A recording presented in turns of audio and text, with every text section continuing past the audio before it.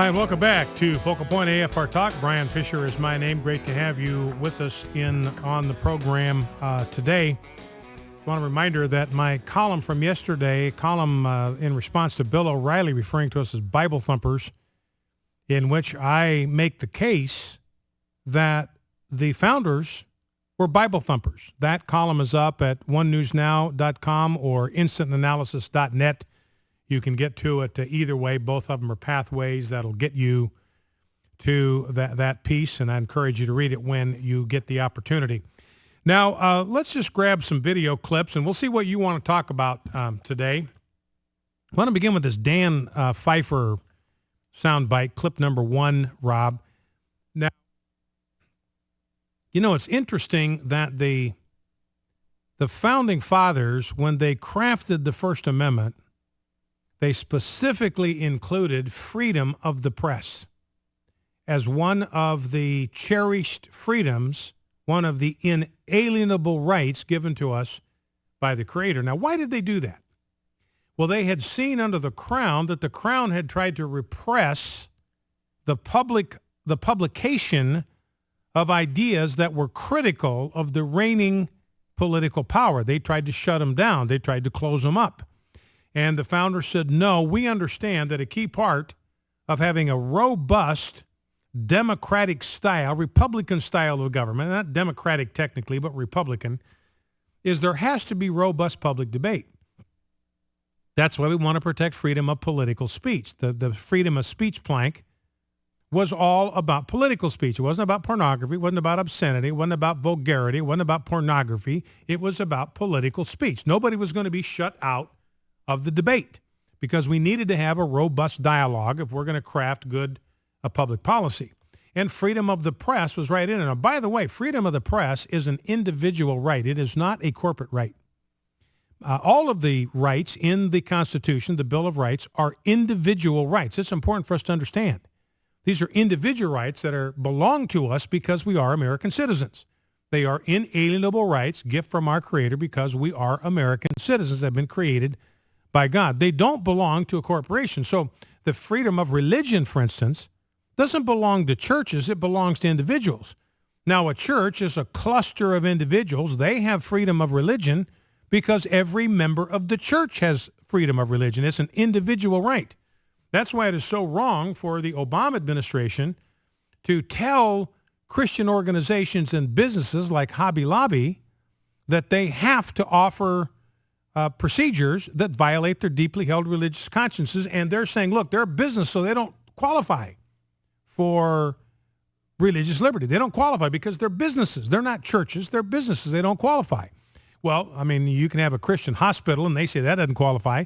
Christian university, that doesn't qualify. So they're kind of narrowing the category of what counts as an organization even that has religious liberty.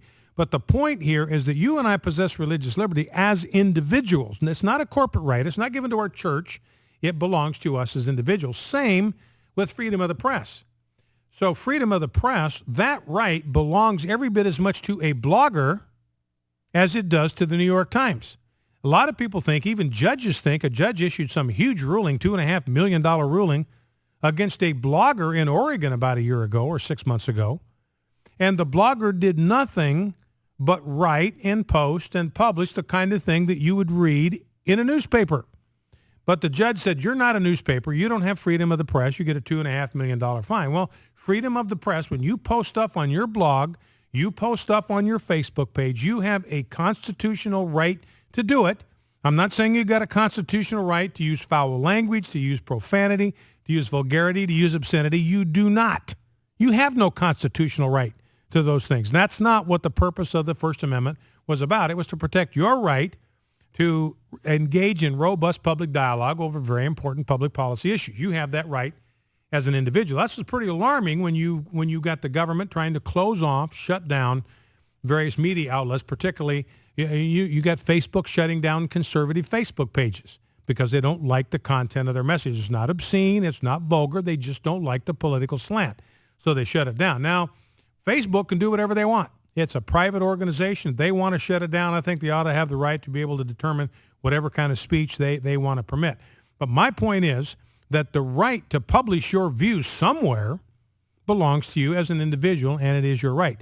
Now, this is not how Barack Obama and the White House understand the role of the media. We're going to listen here to Dan Pfeiffer, who is a representative of the administration, and I think he's the director of communications or something like that. I don't know his exact title. I don't have him in front of me. But he is complaining here about Drudge. He says Drudge is out of control. What Drudge does is it aggregates all these stories from all around the news universe, and they post the links to these stories on Drudge. And a lot of people, I have Drudge open on my computer all the time, and I'm constantly kind of cycling back to Drudge to see if there's anything new posted there, because he posts stories that are of interest to people that share our values. And Dan Pfeiffer's complaining about that.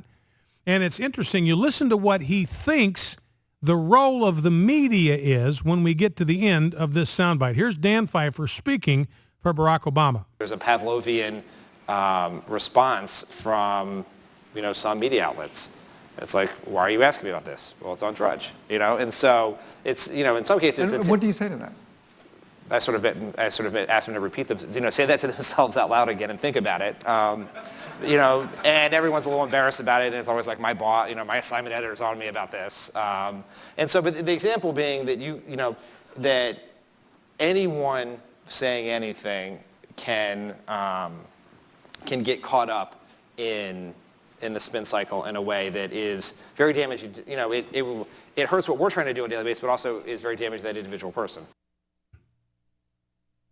And so here is Dan Pfeiffer saying, look, the problem with Drudge is that he hurts what we are trying to do. So it's very clear that the basic outlook of the White House is that the job of the media is to serve as hacks and flacks for us. They're nothing more than ministers of propaganda. Their duty, their job is to take talking points from the White House and then faithfully reproduce those in their news stories. And the problem is, for the most part, that's how the media looks at their role. They're nothing more than ministers of propaganda. AP is Associated Propaganda, not Associated Press. They've gotten rid of the phrase illegal immigrant now. They won't even let their reporters use illegal immigrant, even though illegal has a very clear meaning. You've broken our law. Well, that's what these immigrants have done. They have broken our sovereign border law, our border security. They've broken those laws. They're trespassers. They're criminals. They're illegal aliens. But AP says no. That's dehumanizing, and so you can't use that term anymore. So the media has been faithful lapdogs, the poodle media for the Obama administration, but you've got organizations like Fox News. You have organizations like Drudge, websites like Drudge, and other alternative media that aren't playing ball, and that upsets the Obama administration. Now let's shift and talk a little bit about the Second Amendment, and got a number of things here. But let's play clip number 2. This is President Obama. And he just insults everybody that lives in Middle America. I want to get your reactions to this soundbite and to the next one. We'll take calls moving into the next segment, toward the end of the next segment. And I want you to respond to what President Obama says in this soundbite. Do you see it the way I do, that he has this sneering contempt for everybody in Middle America? This is condescending, it is patronizing, it's insulting, and it's wildly out of phase with reality. So here is President Obama talking about a conversation that he had with Michelle about life in the state of Iowa. Let's listen. And I told a story about 2 conversations I had. The first conversation was when Michelle came back from doing some campaigning out in rural Iowa. And we were sitting at dinner, and she had been to, a big county, a lot of driving out there, a lot of farmland. And she said, if I was living out in a farm in Iowa, I'd probably want a gun too. Said somebody just drives up into your driveway and you're not home, you don't know who these people are, and you don't know how long it's going to take for the sheriffs to respond. And I can see why you'd want some guns for protection. Oh, man. Now, here is the truth. So this is a President Obama. Man, if I lived in Iowa, he's saying Iowa, I mean, that's like a third world country. I mean, you have no idea what kind of thug is going to pull up in your driveway and try to waste your entire family. It is a jungle out there in the farmlands of Iowa. And he says, I could see why she wouldn't want a gun. She would want some guns for protection. Now, here are the facts from 2011. The latest year for which numbers are available.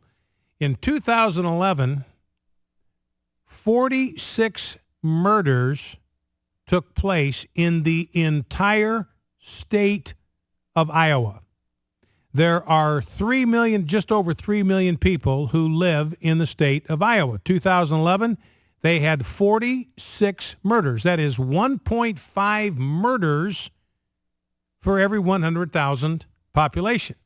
Now, that same year, 2011, and of course the numbers were worse last year, but in 2011, 433 people were murdered in the city of Chicago alone, not in the state of Illinois, but in the city of Chicago alone. 10 times as many people were murdered in the city of Chicago as were murdered in the entire state of Iowa.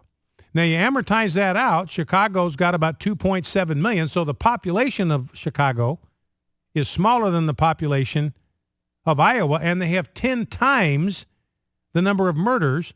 So in Chicago, it's 15.99 murders per 100,000 population. So the murder rate in Iowa, 1.5 for every 100,000 people. In Chicago, the hometown of Michelle Obama and Barack Obama, 16 murders for every 100,000 people. But Barack Obama's out there saying, hey, the place where you need guns is in Iowa. It is a jungle out there in the farmlands of Iowa.